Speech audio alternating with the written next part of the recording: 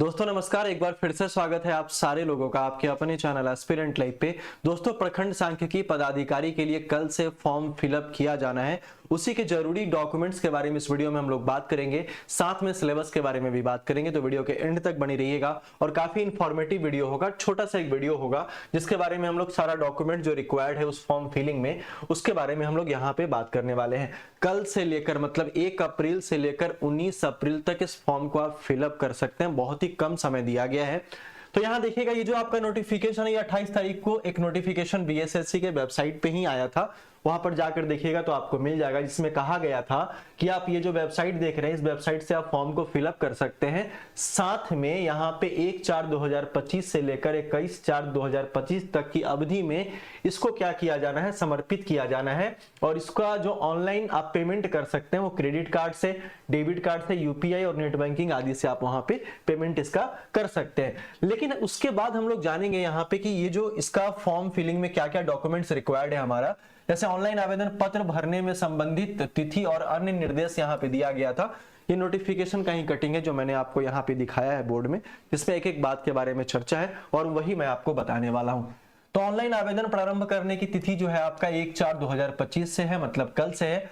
और परीक्षा शुल्क जमा करने की अंतिम तिथि जो है 19/4/2025 तक है। ऑनलाइन आवेदन भरने की तिथि जो है हमारा 21/4/2025 तक यहाँ पे दिया गया है। साथ में इसमें कोई भी करेक्शन का डेट नहीं दिया गया, मतलब दोबारा आप करेक्शन नहीं कर सकते, दोबारा इसका विंडो नहीं खुलने वाला। इसलिए एक एक चीज आपको ध्यान से भरना पड़ेगा, समझ के भरना पड़ेगा, गलतियां नहीं करनी पड़ेगी। ठीक है, लिखा है मैट्रिक का अंक प्रमाण पत्र एवं मूल प्रमाण पत्र आपको चाहिए। अगर आपने ग्रेजुएशन जो है, बहुत सारे लोगों को कंफ्यूजन था, इसके पहले भी बहुत सारे वीडियो आया था, वहां भी आपको देखने को मिलेगा कि एलिजिबिलिटी जो है हमारा वो क्या क्या चाहिए।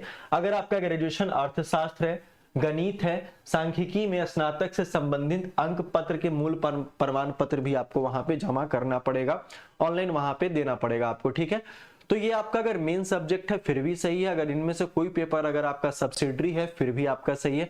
अगर आपके बीटेक वाले में भी अगर ये सारा का सारा पेपर है, मैथ से आपने ये बीटेक वगैरह करके रखा है, बीटेक में अगर आपका मैथ है सेमेस्टर वाइज, तब आप इस फॉर्म को आराम से फिलअप कर सकते हैं, कोई भी तरीके का परेशानी नहीं आने वाला है। ठीक है, कनीय सांख्यिकी सहायक, प्रखंड सांख्यिकी पर्यवेक्षक, अन्वेषक के पद पर संविदा वाले के आधार पर कार्यरत होने संबंधी अनुभव प्रमाण पत्र आपको यहाँ पे देना है। अगर आप इन सारे पदों पर संविदा के आधार पर कार्यरत हैं से संबंधित है तो आप इसका क्या कर सकते हैं, अनुभव प्रमाण पत्र यहाँ पे दे सकते हैं। अस्थायी निवास आवासीय प्रमाण पत्र भी आपको यहाँ पे देना है। जाति प्रमाण पत्र, क्रीमी लेयर रहित प्रमाण पत्र है। आर्थिक रूप से कमजोर वर्ग का प्रमाण पत्र है, तो आप यहाँ पे लगा सकते हैं। आप जिस कैटेगरी से हैं वहां आप इसका सर्टिफिकेट वगैरह लगा सकते हैं।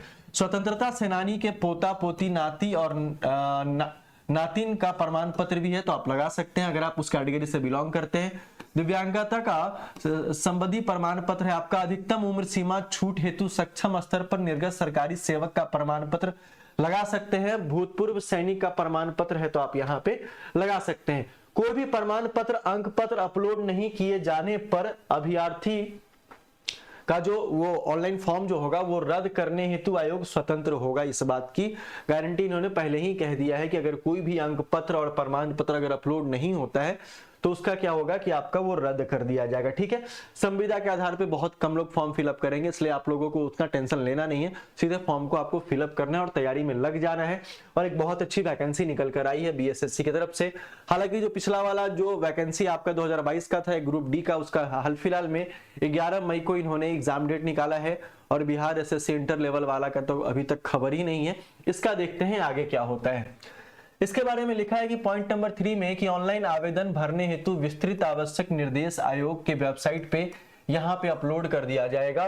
इन निर्देशों का जो आपका अनुपालन नहीं करने पर ऑनलाइन आवेदन भरने के क्रम में अभ्यर्थी द्वारा दी गई प्रविष्टि में किसी प्रकार की त्रुटि के लिए आयोग जिम्मेवार नहीं होने वाला है। इन्होंने पहले क्लियर कर दिया है। ठीक है, उसके बाद ऑनलाइन आवेदन की प्रविष्टियों में किसी प्रकार के सुधार परिवर्तन हेतु समर्पित अभ्यावेदन पर विचार नहीं किया जाएगा। अभ्यर्थी का नाम, माता का नाम, पिता का नाम, जन्मतिथि, मैट्रिक या समकक्ष के प्रमाण पत्र अंक पत्र के अनुसार ही होना चाहिए। कभी कभी त्रुटि भी होता है कि कभी इसमें कुछ और नाम है उसमें कुछ और नाम है, वो सारा कुछ आप लोग एक बार देख लीजिएगा। और सभी अभ्यर्थी अपनी कोटि कैटेगरी में प्रविष्ट सावधानी पूर्वक पूर्णतः आश्वस्त होने के उपरांत ही भरे, ठीक है, ऐसा लिखा गया है। ये हैंडीकैप्ड वाले लोगों के लिए है। उसके बाद ये लाइव जो है स्पष्ट रूप से अच्छी लाइव फोटो वेबकैम के माध्यम से खींचकर अपलोड करना सुनिश्चित करेंगे। अगर आप जाते हैं साइबर कैफे में तो आप उनको कहिएगा कि भैया जो वेबकैम से वो स्पष्ट फोटो हमारा आना चाहिए, वो लोग ऐसे ही फिलअप कर देंगे। दिन रात का काम ही उन लोगों का वही रहता है, ठीक है। तो ये सारा कुछ यहाँ पे दिया गया है। तो जो जो डॉक्यूमेंट्स मैंने बताया है वहां पे जो यहाँ नोटिफिकेशन में लिखा गया है, उन सारे डॉक्यूमेंट्स को आप आज रात में ही इकट्ठे जगह कर लीजिएगा, क्योंकि कल से फॉर्म ये भरना स्टार्ट हो जाएगा आपका। और दूसरा इंपॉर्टेंट बात जो है वो तो यहां तक हो गया है, डिक्लेरेशन भी आपको वहां पे घोषणा जो है करना है कि मैं घोषणा करती हूं कि मैंने आयोग द्वारा प्रकाशित विज्ञापन तथा निर्देशों को भली भांति पढ़ लिया है। जब भी आयोग मेरे द्वारा दिए गए विवरण की पुष्टिकरण मांगेगा, मैं निर्देशानुसार आवश्यक सभी संबंधित दस्तावेजों को प्रस्तुत करूंगा या फिर करूंगी। मैं घोषणा करती हूं या फिर करता हूं कि मैंने कोई अतिरिक्त डुप्लीकेट आवेदन या समान विवरण का आवेदन नहीं भरा है। मैं यह भी जानता या जानती हूं कि मेरे द्वारा दी गई जानकारी सही साबित नहीं हुई तो मेरा आवेदन रद्द कर दिया जाएगा। कानून के अनुसार मुझे परिणामों का सामना करना पड़ेगा, ठीक है, ऐसा इन्होंने लिखा है। अंतिम तिथि के बारे में कहा है कि 1/4/2025-21 दिया गया है और सर्वर का जो आपका टाइम है वो 11:59 यहाँ पे दिया गया है। वेबसाइट, मैं बार बार वेबसाइट पे कह रहा हूँ कि वेबसाइट बहुत सारे लोगों से खुलता नहीं है, तो बीएसएससी का वेबसाइट एक बार आपका जाकर चेक कीजिएगा, लिंक आपको वहीं पे मिल जाएगा। ऑफिशियल वेबसाइट पे ही जाकर इसको फॉर्म को फिलअप करिएगा, ठीक है।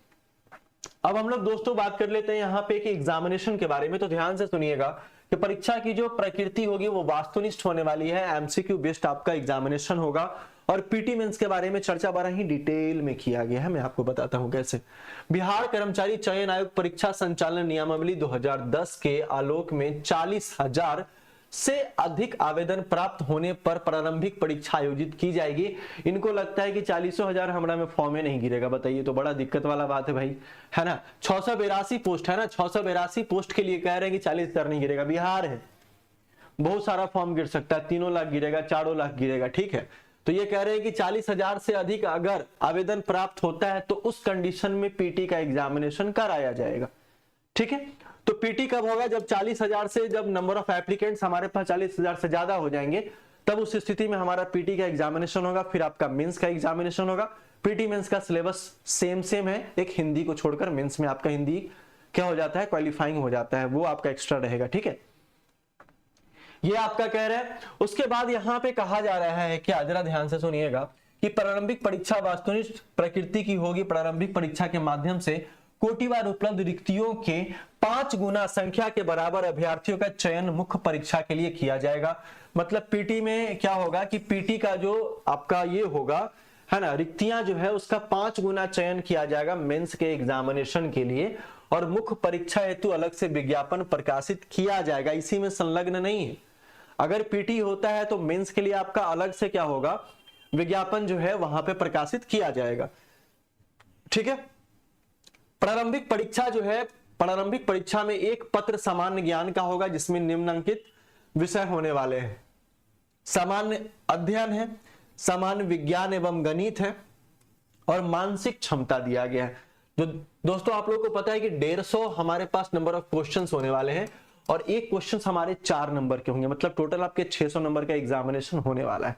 15 चौका 60, 600 नंबर का होगा, जिसमें 200 नंबर का अकेला रीजनिंग है। और एक बार पढ़ लोगे तो निश्चिंत हो जाओगे, और बाद बाकी चीजों का जो सोर्स होगा मैं आपको बताता हूं कैसे क्या होगा।